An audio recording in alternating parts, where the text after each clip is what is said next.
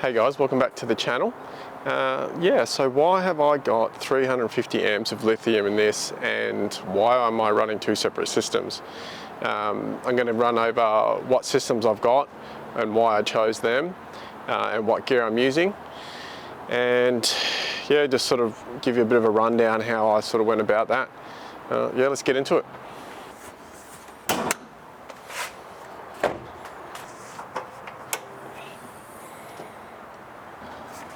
Alright, so the first system that I went with when I first initially bought the car was an under bonnet DCS system.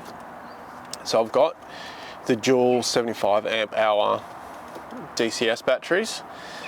You can only really fit, I think, up to a 75 amp hour or an 80 amp hour in this slot where the original battery goes. I would have liked to maybe have gone like 100 amp in here. But I think that's all you can fit size-wise. And then they had to do a lot of moving around up here of all the different bits and pieces that were here in the engine bay originally to fit that second 75 amp hour. And yeah, I know a lot of people say you can't run lithium under the bonnet. With the DCS ones, I think they're rated to a certain temperature, and they're rated to be under the bonnet. And they're also, I think there's a 3-year warranty, under bonnet warranty for the DCS battery, so that is pretty good. So I was happy to go and run them under here because I knew I had a decent amount of warranty for that. The reason I went with the DCS initially was because I really didn't have a good plan of what I wanted in the back yet. I know I wanted to run a fridge and a few accessories and things like that initially, so I wanted to keep it kind of tidy out the back. And just have everything under the bonnet to begin with. That's why I kind of went this way. Also because the DCS batteries actually charge off your alternator. So I think these have about a 150 amp alternator. So you can actually pump in a heap of juice to charge them up again. I don't know if that's the best thing for these batteries, to sort of charge them off the alternator. I know they're designed, they're lithiums and they can take that current pushing in there, but because the voltage, the amperage going in sort of is up and down all the time, it's not a nice constant charge. So I don't know how that is going to go in the long run. But having said that, it's been working fine up until now. I've had no dramas. They've been in for about a year, just over a year now. And yeah, they've been good. So, but yeah, the really good thing is if I go and drain the batteries down a fair bit, that I can just go for about an hour drive and it charges it back up straight away. So you don't have to worry too much about having heaps of solar or anything like that to go and to charge them back up. I can just go for a little drive, which I normally do anyway. If I'm going away camping, I'm always driving the car, going for a bit of a drive to go to the beach or something like that. So that is a real big bonus for these. One of the downsides for the DCS batteries is they are super expensive compared to some other brands. Like your DCS and Enerdrive sort of brands are quite up there price-wise. So they do cost you a pretty penny. But yeah, you do, I guess you sort of get what you pay for a lot of the time, so we will see how that pans out. But yeah, as I said, I've had them just over a year now and I have had no dramas. So in the back of the car where I've got my cigarette socket and the USB points, there is a Victron battery protect. So what that does is it just protects my batteries from going and getting discharged too much. Because these are my starting batteries, it goes and shuts off the power to the accessories at 20%, and that will, at 20%, I'm still able to go and start the car, and then obviously then I can drive around and get it charged up. Just helps protect you from, being stuck out in the middle of nowhere. I'd rather my fridge go off than me not be able to start the car, so that is a good thing to have. And then you can obviously monitor the Victron stuff on your phone with an app. They've all got Bluetooth connectivity, so you can go and monitor that, see how much you're drawing and bits and pieces like that. But yeah, so this was quite a sort of simple system to begin with, and yeah, but it did cost a fair bit. So, but I'll go and show you my other system that I've got and that I went and did myself. So those of you that had watched my false floor install and build, you would have seen there was a little box at the back of the false floor up against the chairs, and I hadn't sort of really gone over what that was for. The idea for that box was to put all my 12-volt gear in there for this second system. Initially I was going to try and fit it under the floor. There is heaps of room under there, but I just figured that if anything went wrong and I had to get to all that gear, it was going to be an absolute nightmare to go and pull everything apart to get to it. So I built this box at the back up against the chairs, so then I can literally just fold these chairs down and then we're good to go. So we'll go and show you that.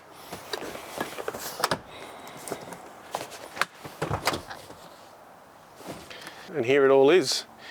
I can see everything really easy. I can access all the bits and pieces here, and it's good ventilation.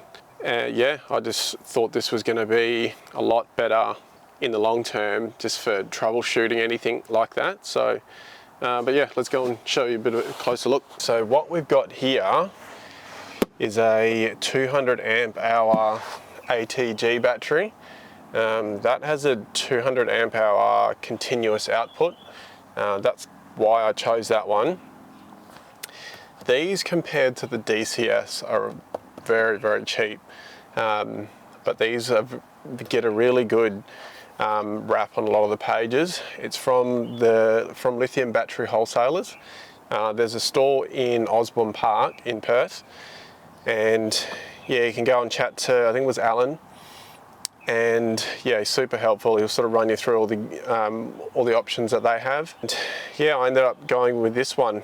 This has been really good. I've had no dramas with this. I haven't had this one in as long, probably 6 months now.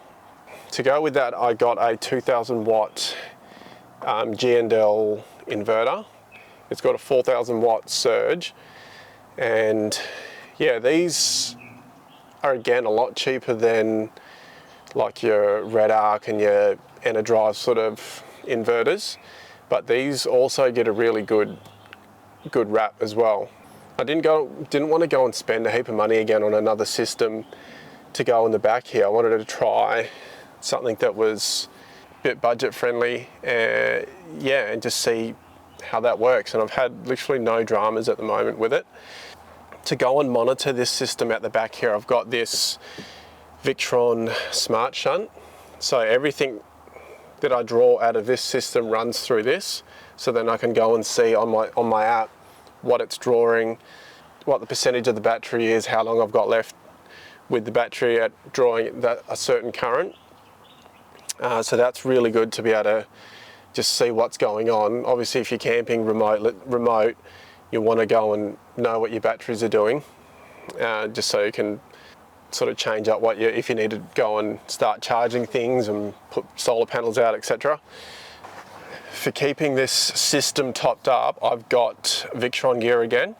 I've got a DC-DC charger that comes from the front, and then I've got an MPPT 20 amp charger as well. So the DC-DC is a 30, and then I've got the solar charger, which is a 20. So these can also run at the same time. So what I plan to do is have some solar on the roof rack.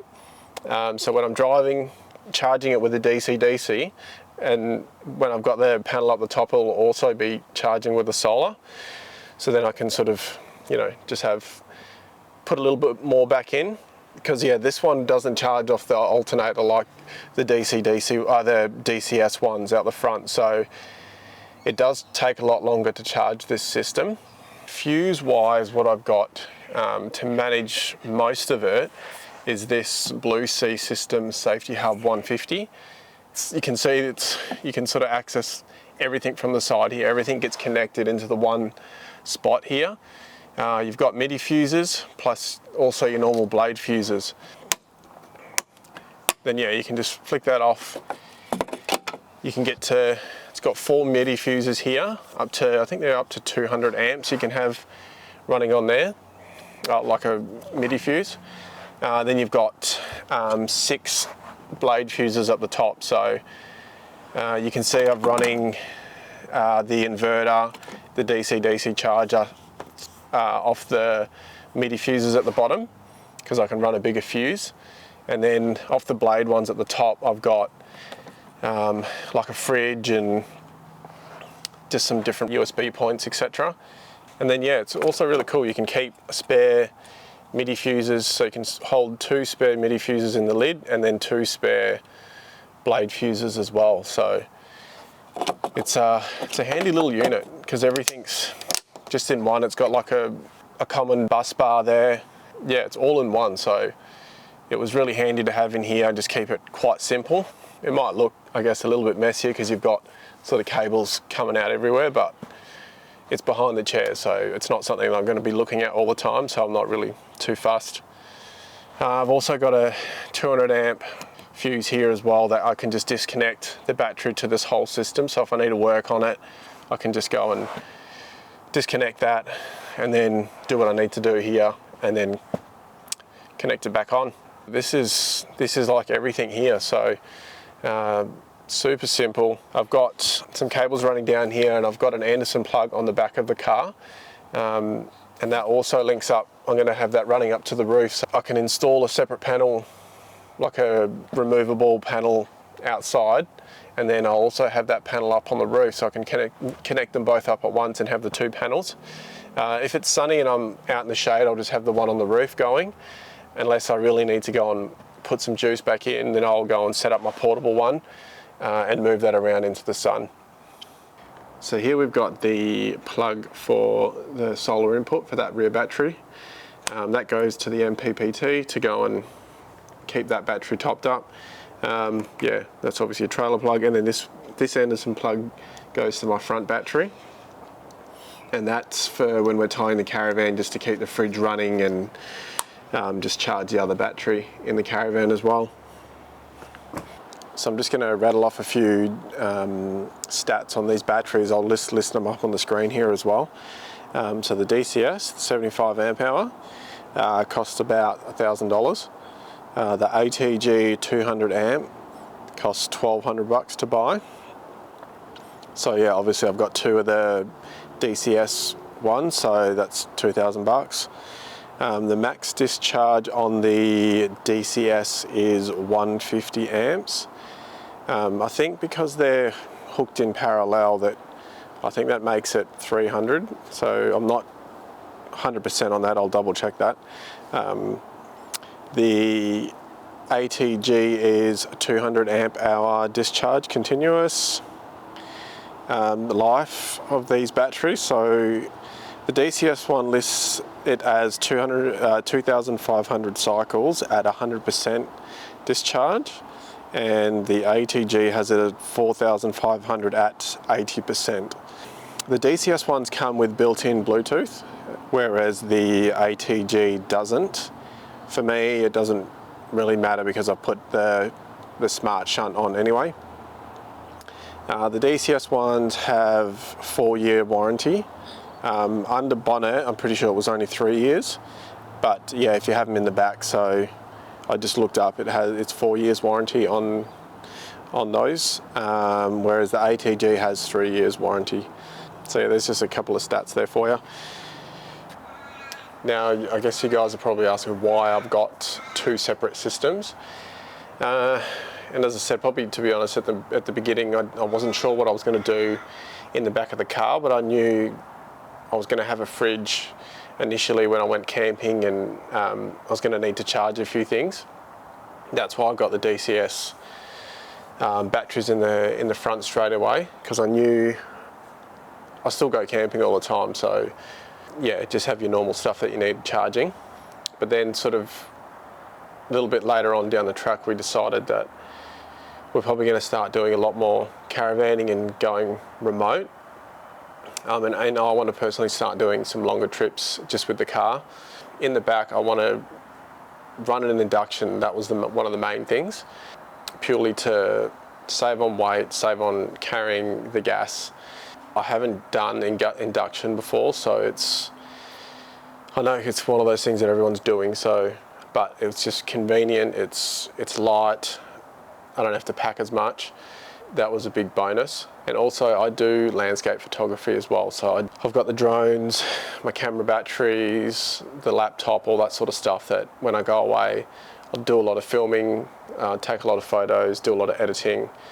So I also wanted to go and keep all that topped up. And I mean, that front battery would have done that, no drama, I think. It wasn't really going to be enough if I was going to run an induction, charge all the things that I needed to charge. I just was going to be running out of power. So that's why I've decided to go with a 200 amp hour in the back as well. That's why I didn't want to go and spend a heap of money, because I already spent the money on the DCS stuff in the front. So I thought, well, let's go and get a different system in the back, see what that's like, how long that will last, the quality of it. And it's been really good. I've had no dramas. I've run the induction heaps of times. We actually, when we go off-grid with the caravan, because I don't have a system in the caravan yet, I actually hook up the caravan to the inverter, and we run everything off. We run the microwave. I've had the aircon running in the caravan as well. Yeah, the whole caravan just runs off the car, which is really handy, because the caravan we're going to swap out eventually anyway. So I don't want to go and spend the money putting an inverter and battery system in that when we're literally just going to flog it off probably in maybe a year. So I'd rather spend it, put it in the car, and then anywhere I go, I've got heaps of power. So another reason for the two separate systems is also because I'm doing induction cooking, that can draw your battery down a whole heap. And so I wanted to keep my fridge and some other accessories like your UHF and things like that separate. So I'm going to have the fridge and UHF and a few other bits and pieces and different charging points off the DCS battery in the front, and then all my cooking and sort of high powered draw things are going to come off that rear 200 amp hour battery. So if I do for some reason draw that battery right down, I know my food's still good. That's not going to turn off, the beer's cold, so that's the most important thing. My thoughts on these two different batteries. I think they're both really good batteries. I don't think you could go wrong choosing either. For me, I reckon next time, if I did it over again, I would probably just go the way of the ATG batteries from lithium battery wholesalers, purely because it's so much cheaper, and they're a good battery. They have really good stats on them, as you saw, like with the two different setups, like just buying the batteries themselves, the 200 amp hour in the back's $800 cheaper alone, and it's got 50 extra amps of lithium. And like, yeah, it doesn't have Bluetooth and you can't put it under bonnet, but I don't think I would put it under bonnet anyway. Yeah, we took the car to Nissan because we had just some issues with starting and a few different bits and pieces going, like weird electronic stuff going on. And because we had the DCS under the bonnet as the main starter batteries, they were kind of trying to wipe their hands of it, saying, well, there's different batteries in here and you guys put different cables through the firewall, so, trying to say it was our fault. So I was still trying to sort that out. But yeah, either way, you're going to be happy with both. But if you want to save a bit of money and have an awesome setup still as well, definitely go and talk to the guys down at lithium battery wholesalers. You can go in there and see them in person. They can sort of show you the different batteries. They've got, the 120 amps, 150 amps, 200 amps, and then a 300 amp as well. So you've got a good range there, and they'll sort of help set you up with what's going to work for you and what's, depending on what you want to do with your setup. If you want something like really fast charging, like with the DCS ones, and you're sort of really keen on that, then yeah, go that way. I'm still not sold with having them under the bonnet, especially with the V8 under the bonnet. You've got just the heat that's in there. I'm not a fan of that. I did already see them sort of bulging a little bit, so it is something to be mindful of. And yeah, the ones in the back, it's just I think it's a bit safer. Just the battery is a lot more protected. You're not going to get water and all that sort of stuff in there. So, and then there's no heat in there compared to under the bonnet. So that's my thoughts on it anyway, guys. If you guys have got the same batteries, whatever, drop something in the comments. Let me know what your thoughts are about them, if you've had any problems with anything. But yeah, subscribe, guys. It will really help the channel. And then I'll see you guys in the next video.